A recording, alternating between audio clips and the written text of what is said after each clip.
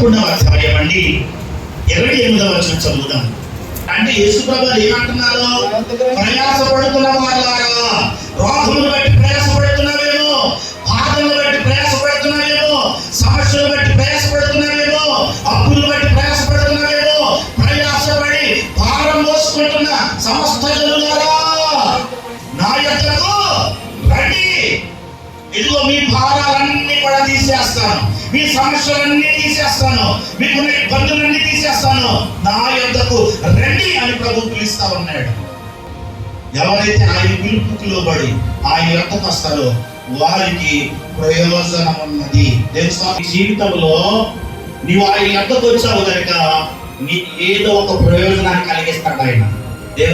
నీ కుటుంబంలో, నీ జీవితంలో, నీ బ్రతుకులో ప్రయోజనం కలిగించే దేవుని యొద్దకు వచ్చావు కనుక నీకు ఏదో ఒక ప్రయోజనం చేస్తాడు ఆయన. ప్రయోజనం చేయకుండా ఉన్నాడు ఆయన.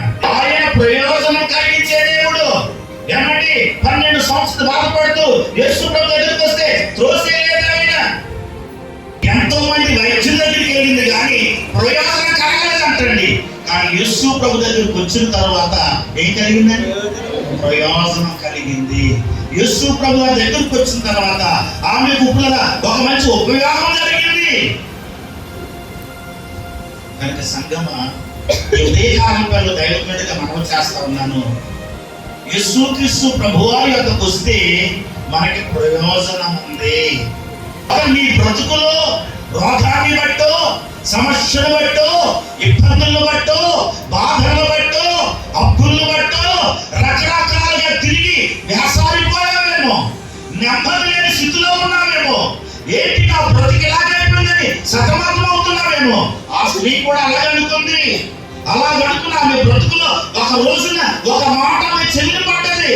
ఇదిగో ఇంతమంది వైద్యుల దగ్గరికి వెళ్ళావు కదా, ఇదిగో పరమ వైద్యుడైనటువంటి యేసుక్రీస్తు ప్రభువు దగ్గరికి వెళ్తే ఒకరు నీ రోగం తగ్గొచ్చేమో, నీకు ప్రయోజనం కలగొచ్చేమో అని ఎవరో ఒకరు చెప్పిన మాట ఆమెను పట్టుకుంది. యేసు ప్రభు దగ్గరికి వచ్చింది, ప్రయోజనం పొందుకుంది. దేవునికి స్తోత్రం. కనుక సంగమా మన బ్రతుకులలో మనకి ప్రయోజనం కలగాలి అంటే యేసయ్య యొద్దకు రావాలి. యేసయ్య యొద్దకు వస్తే మనకి ఏముందో తెలుసండి?